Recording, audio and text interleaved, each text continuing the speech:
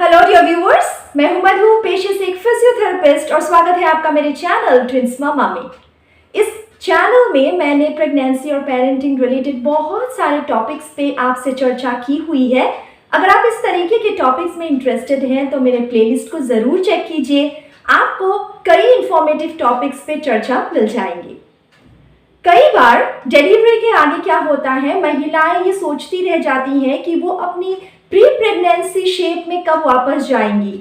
6 महीने बीत गए, 1 साल बीत गए, फिर भी उनको ऐसा लगता है मानिए वो अभी भी प्रेग्नेंट दिख रही है। तो ये कॉस्मेटिक सा इशू हो जाता है उनके लिए जब वो आईने के सामने खुद को देखती हैं और उनको ऐसा लगता है कि उनके पेट के नाभि के आसपास के हिस्से में एक उभरा हुआ सा स्थान है जो कि अंदर जाने का नाम ही नहीं ले रहा। और जब भी महिलाएं अपने बेली के उस एरिया को छूती हैं तो उनको कुछ सॉफ्ट सा जेली सा फील होता है। तो इसका कारण हो सकता है डायस्टेसिस रेक्टाई। आज के वीडियो में बात करेंगे इसी टॉपिक पे, क्योंकि ऐसी बहुत सारी महिलाएं हैं, मतलब कहा जाता है रिसर्च के अकॉर्डिंग कि 60% महिलाओं को डायस्टेसिस रेक्टाई होता ही है और उनमें से 40% महिलाएं ऐसी होती हैं जिनमें ये प्रॉब्लम अपने आप सही नहीं होता। उसके लिए एक फिजियोथेरेपिस्ट की ज़रूरत ज़रूर पड़ती है। तो फिर अपने क्लिनिकल नॉलेज और मदरहुड की जर्नी से मैंने जो कुछ भी सीखा है आज आपसे शेयर करने वाली हूँ इस वीडियो के माध्यम से। 6 पैक एब्स के बारे में तो आपने सुना ही होगा। यही 6 पैक एब्स जो है इनको मेडिकल भाषा में हम कहते हैं रेक्टस एब्डोमिनस मसल। और इन रेक्टस एब्डोमिनस मसल की स्थिति होती है कुछ इस तरीके से, आप डायग्राम में देख सकते हैं। अब गर्भावस्था में क्या होता है, एक महिला का पेट जैसे जैसे बाहर की ओर आता है, क्योंकि बढ़ता हुआ शिशु यूट्रस में जब खुद को समाने लगे तो यूट्रस का साइज भी बड़ा होता है और फिर पेट का आकार काफी बड़ा हो जाता है, खासकर 3rd ट्राइमेस्टर में। तीसरी तिमाही के वक्त ये जो रेक्टस एब्डोमिनस मसल है ये एक दूसरे से काफी दूर हो जाता है, क्योंकि ये एक नेचुरल प्रोसेस है। और इन दोनों मसल के बीच एक कनेक्टिव टिश्यू शीथ होता है जिसको कहा जाता है लीनिया एल्बा। सो जब ये स्ट्रेच होता है मसल, लीनिया एल्बा एक इलास्टिक की तरह है मानिए, तो ये लीनिया एल्बा क्या होता है, खिंच जाता है, पतला हो जाता है। जैसे एक रबर बैंड को खींचने पे वो पतला होता है और लंबा होता है, उसी तरीके से। तो ये जो गैप बनता है ड्यूरिंग प्रेगनेंसी, डिलीवरी के 6 से 8 हफ्ते बाद अपने आप बंद हो जाता है, क्योंकि इस लीनिया एल्बा में जो इलास्टिक प्रॉपर्टी होता है उसकी वजह से दोनों मसल एक दूसरे के करीब आ जाते हैं। अब अगर कुछ केसेस में ये लीनिया एल्बा इतना ज़्यादा खिंच जाए कि इन दोनों के बीच एक सेपरेशन हो जाए, कुछ ज़्यादा बड़ा सेपरेशन, तो ऐसे में लीनिया एल्बा की जो इलास्टिसिटी है वो खत्म हो जाती है। रबर बैंड को अगर हम पूरा खींचते रहे, बहुत खींचते रहे, तो एक वक्त ऐसा आएगा वो टूट जाएगा और फिर खुद ब खुद नहीं जुड़ेगा। ये सिंपल वे है समझने का इस डायस्टेसिस रेक्टाई के प्रॉब्लम को। मतलब लीनिया एल्बा इतना ज़्यादा खिंच गया कि अब इसके आगे ये टूट ही गया समझिए, और दोनों मसल्स एक दूसरे के करीब, राइट एंड लेफ्ट साइड के जो रेक्टस एब्डोमिनस मसल है ये एक दूसरे के करीब नहीं आ पाए। सो इस तरीके के कंडीशन को कहा जाता है डायस्टेसिस रेक्टाई। और आपके दिमाग में ये सवाल आ रहा होगा कि सारी प्रेग्नेंट महिलाओं में तो यह सुविधा नहीं दिखती, फिर कुछ महिलाओं के साथ ऐसा क्यों होता है? तो इसका कारण हो सकता है एकाधिक गर्भधारण। अक्सर देखा जाता है दूसरे या तीसरे बच्चे के केस में इस तरीके से डायस्टेसिस रेक्टाई का इशू रहता है, या फिर आपका अगर पहला भी बच्चा हो और बच्चे का साइज बहुत बड़ा हो, ठीक है, ऐसे केसेस में भी in the case of large baby diastasis recti हो सकता है। प्रेगनेंसी के केस में बेबी की वजह से बेबी बम्प काफ़ी भारी रहता है, ऐसे में अगर आपने कुछ भारी वस्तु वगैरह उठाया हुआ हो ये भी एक वजह हो सकती है।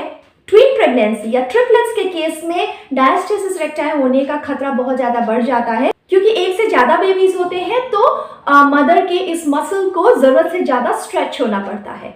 सो ये सारी वजह हो सकती है। और जैसा मैंने आपको कहा कि 100 में से 60 महिलाओं को डायस्टेसिस रेक्टाई होता ही होता है, लेकिन इसके आगे 6 से 8 हफ्ते में ये खुद ब खुद ठीक भी हो जाता है। इसके लिए किसी तरीके की ट्रीटमेंट की ज़रूरत नहीं होती।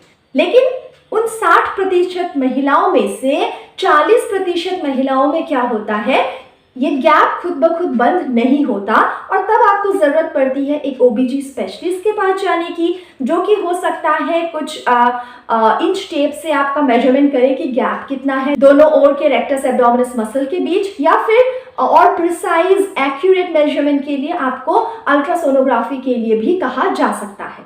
हालांकि आप इस तरीके का मेजरमेंट खुद से घर पे भी कर सकती हैं रफली एक एस्टिमेट लगाने के लिए।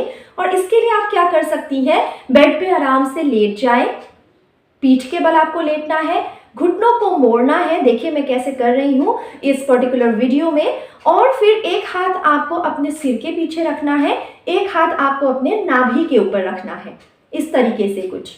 और फिर थोड़ा सा आपको अपने बाजुओं को बिस्तर से थोड़ा सा उठाना है, शोल्डर को, बहुत ज़्यादा नहीं। फॉर एग्जाम्पल जब आप क्रंचेस करते हैं उस तरीके का कुछ मूवमेंट है, बट इसे आप मिनी क्रंच कह सकते हैं, तो ऐसा कुछ मूवमेंट आपको करना चाहिए। और फिर दूसरे हाथ से आपको फील होगा कि नाभि के पास आपको एक गैप सा महसूस होगा, और कितना गैप है इसको अगर आप जांचना चाहें तो बस उंगलियों को इस तरीके से घुमा दीजिए, ठीक है, और आपको पता चल जाएगा कि उस गैप में कितनी उंगलियां फिट आ रही हैं। 2 उंगलियां फिट आए तो उतना यूजुअली नॉर्मल, 2 से ज़्यादा उंगलियां फिट आ जाए मतलब आपको डायस्टेसिस रेक्टाई है, ठीक है। आई होप आपको समझ आ गया होगा।